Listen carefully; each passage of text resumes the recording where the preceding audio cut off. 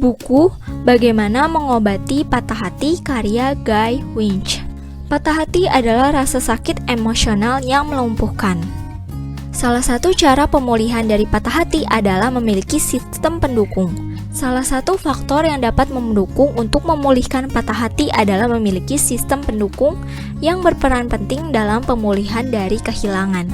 Bila patah hati disebabkan putus cinta, kita akan melihat ketiadaan dukungan itu dan besar pengaruhnya pada seseorang yang patah hati. Jika tidak ada dukungan, seringkali seseorang menghadapi stres tambahan yang memperburuk penderitaan dan menambah kegalauan emosional dan mempersulit pemulihan. Dua obat untuk pemulihan patah hati yaitu dukungan sosial dan waktu.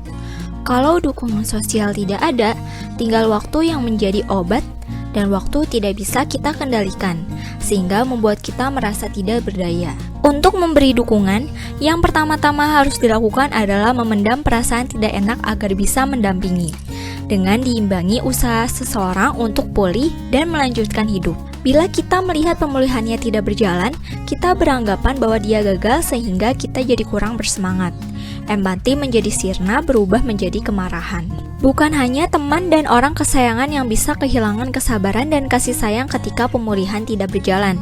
Efek lanjutannya adalah kita sering menyerap ketidaksabaran orang-orang yang berada di sekeliling kita, sehingga kita kehilangan rasa sayang terhadap diri kita sendiri. Satu kesalahan paling besar yang cenderung dibuat ketika patah hati adalah membebani sistem pendukung kita, dengan menyuarakan keras-keras perenungan internal kita mengenai apa yang salah. Namun, bila kita terus mengulang pertanyaan-pertanyaan yang sama selama berminggu-minggu, tanpa membuat diri kita paham apa yang telah terjadi, akan membuat para pendukung menjadi frustasi. Oleh sebab itu, meski merasa sangat sakit, kita harus mengetahui apakah kita membebani sistem pendukung dan berusaha memberi istirahat bagi mereka yang paling banyak mendukung sisi emosional kita. Kita harus terbuka untuk menerima dukungan mereka dalam cara-cara yang bisa mereka berikan. Secara umum, bila kita patah hati, semakin kuat hubungan kita, semakin dalamlah rasa duka kita, dan semakin lama waktu yang diperlukan untuk pulih. Patah hati adalah bentuk duka yang perlu empati, kasih sayang, dan peluk agar mendapatkan dukungan emosional. Peristiwa kehilangan membuat kita memandang patah hati sebagai satu cedera yang sifatnya sistemik dan kompleks. Patah hati bukan hanya mempengaruhi akal budi dan emosi, melainkan juga tubuh, otak, fungsi, dan hubungan yang dampaknya luas dan mengejutkan.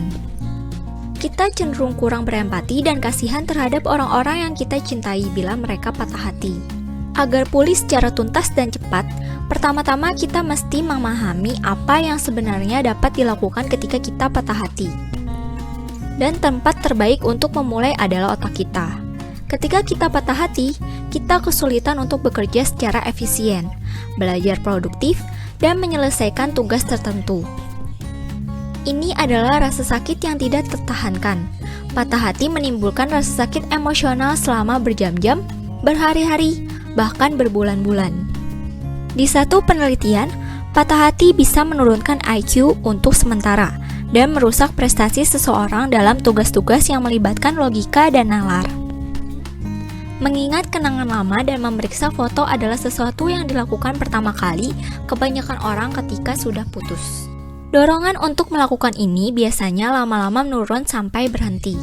Penelitian otak telah mengungkapkan bahwa cinta romantis melibatkan pengaktifan struktur otak dan neurokimia yang terkait erat dengan kecanduan. Bila patah hati karena cinta atau ketertarikan, kita menjadi sangat fokus ke orang yang mematahkan hati kita dan merasa sangat menginginkannya, dan perasaan itu sukar dihilangkan, diabaikan, dan diredakan. Ketiadaan kontak dengan orang yang membuat kita patah hati membuat kita tidak bisa fokus, tidak enak tidur, makan, gelisah, dan depresi. Boleh jadi kita mengirim lusinan pesan, menelepon untuk mendengar rekaman suara, tidak sengaja mengirim email, atau nongkrong di tempat dia biasa. Namun, pada era media sosial, cara paling umum memuaskan kecanduan terhadap orang yang mematahkan hati adalah menguntit atau stalk secara digital. Hanya sedikit di antara kita yang sadar bahwa mengikuti dorongan untuk mencari tahu mengenai orang yang mematahkan hati kita bisa mengaktifkan kembali kecanduan kita terhadap mereka. Kita memandang tindakan kita didorong oleh rasa ingin tahu belaka dan hasil tindakan kita pada dasarnya tidak berbahaya. Kita juga mungkin mengabaikan fakta bahwa jenis-jenis pencarian semacam itu di internet hampir selalu merupakan tanggapan terhadap pemicu stres psikologi. Hambatan, kesepian, frustrasi dengan hubungan yang sedang dijalani. Kita tidak pernah terpikir bahwa perilaku seperti ini terkait dengan tanggapan terhadap kecanduan. Ketika kita mendapati diri kita menguntit seseorang di dunia maya, kita harus mengetahui bahwa kita sedang mengorek luka lama. Jika kita ingin menghindari memperparah rasa sakit akibat kehilangan yang baru terjadi atau membuka luka lama, kita harus menghilangkan pilihan untuk melakukan itu dengan menggembok dan menghapus. Meskipun menghapus akun mantan belum cukup, tetapi kita tergoda untuk menghabiskan lebih banyak waktu untuk memantau akun media sosial teman atau anggota keluarga mantan dengan harapan mendapat berita dan gambar mantan di sana. Oleh karena itu, kita harus benar-benar menghapus semua titik akses. Boleh jadi, menghapus semua jalan ke kehidupan mantan terawat keras, tetapi jika kita mau serius berhenti menguntit dan menghilangkan ketergantungan emosional ke dia, kita benar-benar harus melakukannya. Setelah mengalami patah hati, kita mungkin mengalami momen hilang akal dan melakukan hal-hal yang tidak biasa. Saat-saat gelisah dan depresi juga sangat lazim ketika patah hati, seperti susah tidur, tidak enak makan, atau sikap impulsif. Gejala yang dikenal sebagai sindrom patah hati itu di beberapa orang terjadi karena stres dan rasa sakit emosional akibat putus begitu parah, sehingga menyebabkan ketidaknormalan jantung seperti sakit parah di dada. Penelitian mengungkapkan bahwa patah hati berkaitan dengan pengurangan fungsi kekebalan tubuh. Itulah alasannya kita merasa tak enak badan bila sedang mengalami stres berat dan bisa menderita demam atau flu. Karena sistem kekebalan tubuh kita tidak berjalan secara efektif. Bila kita menyadari diri kita berpikir dan berperilaku tidak normal akibat patah hati dan khawatir bisa hilang akal, maka kita perlu mengingatkan diri kita sendiri bahwa reaksi liar dan berubah-berubah itu bukan tanda kerusakan mental, melainkan tanggapan terhadap rasa sakit emosional yang parah. Ketika rasa duka tidak reda sesudah 6 bulan, itu bisa menandakan bahwa kita telah mengembangkan tanggapan tidak normal terhadap kehilangan dan patah hati yang dikenal sebagai komplikasi duka. Penelitian atas komplikasi duka telah menjelaskan peran penting dan merusak kognisi negatif. Kognisi negatif adalah pemikiran atau kepercayaan tidak akurat yang membuat kita merasa tak enak terhadap diri kita sendiri dan menghalangi kita melanjutkan hidup secara produktif. Sebagian besar kita melepas rasa bersalah dan menyesal secara alami selagi kita menjalani proses duka. Kecenderungan kita terhadap si pematah hati membuat kita terlalu fokus ke sifat-sifat terbaiknya. Kita memutar ulang momen-momen membahagiakan bersama dia atau membayangkan yang bakal terjadi pada masa depan. Kita tidak memperhatikan kekurangan si pematah hati, seperti kebiasaan yang menyebalkan, pertengkaran, ketegangan, minat dan teman yang kita tinggalkan agar bersama dia, dan hal pahit lainnya. Cara terbaik menghindari idealisasi pematah hati adalah memaksakan perspektif berimbang dalam pikiran kita. Kita harus mengingatkan diri kita akan kebiasaan-kebiasaan buruk mereka, atau sikap defensif dia kalau kamu mengajak diskusi mengenai masalah dalam hubungan. Intinya, bukan membenci atau menjelek-jelekan dia, melainkan melihat kekurangan dia dan hubungan kamu dengan dia, dan tidak hanya memperlihatkan yang bagus-bagus saja. Sering kita harus mengingatkan diri mengenai kekurangan-kekurangan itu berulang kali, dan kita sebaiknya lakukan itu karena membantu kita merelakan dia dan mengurangi kekhawatiran tidak akan menemukan seseorang yang sesempurna dia. Satu cara yang paling umum untuk membatasi kegalauan emosional adalah menghindari orang dan kegiatan yang mengingatkan kita mengenai apa yang hilang. Menghindari orang, tempat, atau kegiatan bisa jadi berdampak besar dan mengacau keseluruhan hidup kita. Walaupun menghindari hal yang membuat kita merasa sakit karena kehilangan adalah sesuatu hal yang bijak, namun sebenarnya tidak demikian.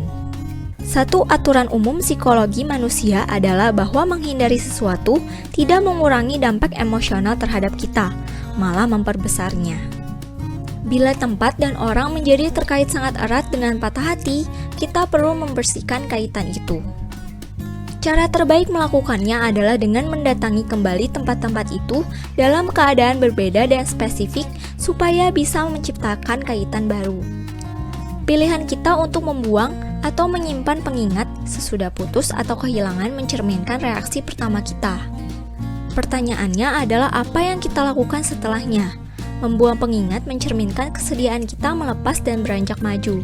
Menyingkirkan pengingat jelas akan terasa menyiksa, tetapi kita perlu berkorban demi masa depan.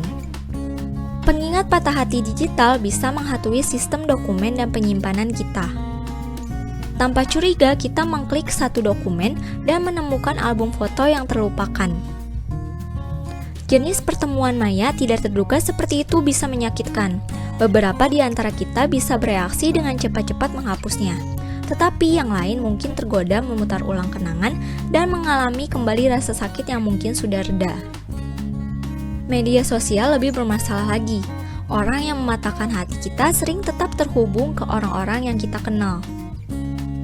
Untuk melakukan langkah-langkah terakhir menyembuhkan patah hati, kita mesti bersedia membuat satu keputusan penting, yaitu merelakan. Hati yang patah adalah mesin paradoks psikologi yang tidak henti-hentinya. Kita hanya ingin mengakhiri rasa sakit emosional, tetapi kita terus berpikir dan melakukan perbuatan yang memperkuatnya. Kita merasa diabaikan, ditolak, ditinggalkan, tetapi mengidealkan orang yang menyebabkan perasaan itu. Kita sangat ingin mengakhiri duka, tetapi kita bersikeras mempertahankan pengingat yang membuat kita terus terbenam dalam duka. Jika ingin pulih lebih cepat dan tuntas, kita perlu bertindak dengan sengaja untuk mengatasi dorongan akal budi bawah sadar yang merusak dan melakukan kebiasaan-kebiasaan baru untuk menopang kesehatan emosional. Ini berbeda dengan kepercayaan banyak di antara kita mengenai patah hati yang menyatakan bahwa kita hanya perlu membiarkan waktu menghapusnya. Waktu akan menghapusnya, tetapi dengan lambat dan seringkali tidak efektif, dan bisa menyisakan luka yang tak pernah sembuh total. Agar sembuh sepenuhnya dari patah hati, kita harus memandang cermin dan berkata pada diri kita sendiri, sudah waktunya merelakan.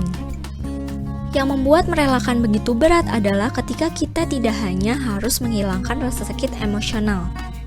Kita perlu benar-benar berkata selamat tinggal, beranjak dari cinta, bahkan ketika tidak ada lagi orang yang menerimanya. Kita juga perlu melepas sebagian dari diri kita. Menyayangi diri sendiri mencangkup pembangunan suara batin yang tak menghakimi, menanggapi penderitaan diri dengan kelembutan dan perhatian bukan menyalahkan diri sendiri.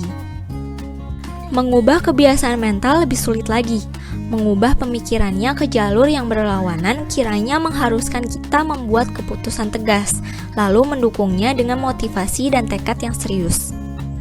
Banyak di antara kita yang mencoba mencari tanggapan lebih jelas atau jujur dari orang yang mematahkan hati kita.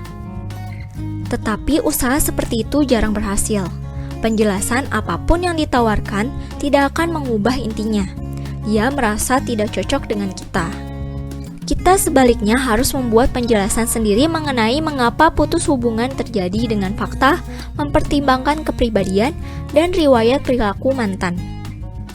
Jika kita harus mencari penjelasan sendiri, lebih baik melakukannya dengan cara yang membuat kita merasa lebih baik, bukan lebih buruk. Teknik penyembuhan yang terampuh dan terkuat adalah mindfulness meditation. Meditasi melibatkan fokus ke keadaan batin dan pengalaman masa kini. Kita bisa memusatkan perhatian ke sensasi udara memasuki paru-paru, bebauan di sekeliling selagi kita bernapas, rasa angin atau cahaya matahari di wajah kita, dan lainnya. Jika perhatian kita tertarik ke pemikiran yang tidak berhubungan, kita sekadar terima saja pemikiran itu tanpa menghakimi dan mengembalikan kesadaran ke pengalamannya langsung. Mindfulness bukan hanya mengurangi perenungan obsesif dan kritik diri, melainkan juga menurunkan reaktivitas emosional kita terhadap pemikiran atau kejadian yang meresahkan. Hati boleh patah, tetapi kita tidak harus patah bersamanya. Kita bisa berjuang dan maju terus ketika sudah cukup waktunya. Kita bisa memegang kendali kehidupan dan akal budi dan pergi ke jalan menuju pemulihan. Demikian ringkasan buku Bagaimana Mengobati Patah Hati karya Guy Winch. Jika kalian suka video ringkasan di channel Hobi Baca ini, jangan lupa untuk subscribe Hobi Baca. Sampai jumpa di video selanjutnya.